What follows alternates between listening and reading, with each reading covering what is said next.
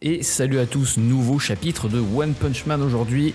Malheureusement il va être assez court, il se passe pas grand chose dedans honnêtement. On voit juste le point de vue des combats de certains héros de classe S contre les fléaux de niveau dragon qui sont apparus dans le chapitre dernier. Il y a quelques petits détails que j'aimerais quand même comparer avec le webcomic. Et avant que j'oublie, le chapitre précédent a reçu 2 nouvelles pages. On peut voir Tank Top Master affronter le monstre niveau dragon, gros fumeur, et ce monstre se sert en fait de la fumée pour attaquer et créer des clones. Tank Top Master fonce dans un clone et c'est à ce moment-là qu'on le voit blessé. Donc voilà les 2 nouvelles pages. Je sais pas pourquoi en fait Murata rajoute des pages comme ça. Est-ce qu'il les oublie ou est-ce qu'elles ne sont pas finies parce que c'est la 2e ou 3e fois que ça arrive. Aucune idée de si Murata n'a pas le temps de finir les chapitres ou s'il se dit tiens en fait je rajouterais bien 2 ou 3 pages en plus. Bref, dans ce chapitre on retrouve Suiko qui fait face à Machine Divine Mirror. Et petit détail que j'ai remarqué, on la voit taper sur le sol et faire soulever des cartes et l'une de ces cartes est un joker. Et en regardant de plus près j'ai l'impression que le design de la Machine Divine Mirror fait penser à un joker, en tout cas l'espèce de collerette tout autour de son cou, ou alors ça a une autre signification, je ne sais pas. En tout cas j'adore vraiment le design de Mirror, beaucoup mieux que dans le webcomic. On le sait, l'organisation a pour but de collecter des données, surtout de personnes très puissantes, mais Mirror n'a aucune donnée sur Suiko. Normal, elle est une nouvelle héroïne et puis elle était un peu inconnue au bataillon avant de rejoindre l'association. Dans le reflet de Mirror, on peut voir Suiko s'échauffer en sautillant. Petit détail très sympa ici. À la base, Mirror était venue pour récupérer des données sur King, mais Suiko en a décidé autrement, elle va s'attaquer immédiatement à Mirror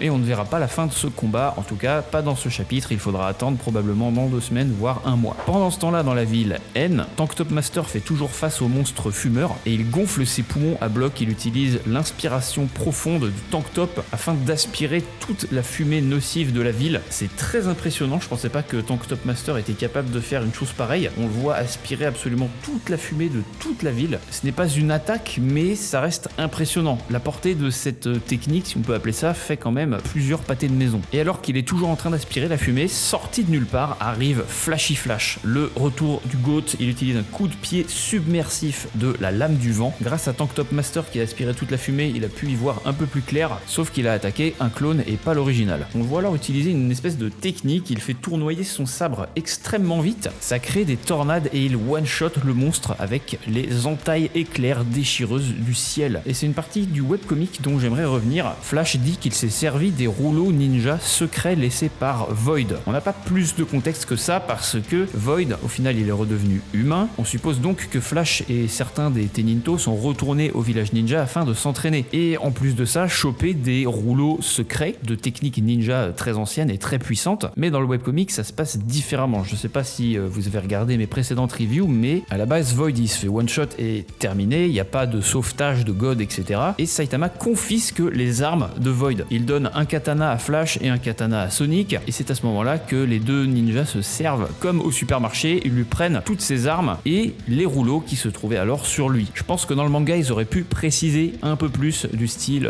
on a trouvé les rouleaux dans une salle cachée du village ninja que Void nous a indiqué, parce que là c'est vrai qu'il sort ça un peu de son slip, mais bon, admettons. Le monstre explose et libère encore plus de fumée, la ville est foutue. On a encore une page de Suiryu qui part à la recherche de Garou. On le voit très souvent Suiryu en ce moment, mais là en fait il repense à Saitama, car dans les 2 derniers chapitres il avait one-shot un monstre en passant très vite, et Suiryu était le seul à l'avoir remarqué. Et on termine déjà ce chapitre avec Tatsumaki qui se bat dans la ville P contre une armée d'insectes. Murata nous régale avec des planches supplémentaires de Tatsumaki. Et petit détail, je sais pas si on le verra, la qualité n'est pas trop au rendez-vous, mais on peut voir les marques sur les mains de Tatsumaki. Ce sont des stigmates laissés par l'attaque de Psikorochi lorsqu'elle s'était fait empaler les 2 mains. Elle essore la main d'insecte d'un seul coup comme un vulgaire chiffon, exactement la même attaque qu'elle a utilisée contre Psikorochi. Visiblement ça a l'air d'être son attaque finisher préférée, sauf qu'encore plus d'insectes surgissent du sol, et ça c'est inédit pour le coup dans le webcomic. Ça se termine là, normalement il n'y a pas plus d'insectes, mais il semblerait qu'après avoir vaincu la première vague, eh bien d'autres insectes sortent du sol. Et c'est la fin de ce chapitre. Petite théorie de ma part concernant cette explosion d'insectes, tout comme le monstre fumeur, il a explosé lorsqu'il est mort. Est-ce que donc les 5 fléaux de niveau dragon qui sont apparus explosent afin de libérer une dernière attaque meurtrière afin d'essayer d'engouffrer un maximum de vie? De toute façon, on ne sait pas trop d'où proviennent ces monstres, ils sont apparus d'un seul coup, 5 d'un coup, c'est rare. Est-ce qu'ils ont été coordonnés? Est-ce qu'il y a une autre organisation de monstres derrière tout ça? Normalement, on aura quelques réponses dans les prochains chapitres, et puisque la machine divine Mirror est apparue, elle fait partie de l'organisation. Peut-être que cette fameuse organisation est derrière tout ça. J'aurais aimé vous en dire davantage, mais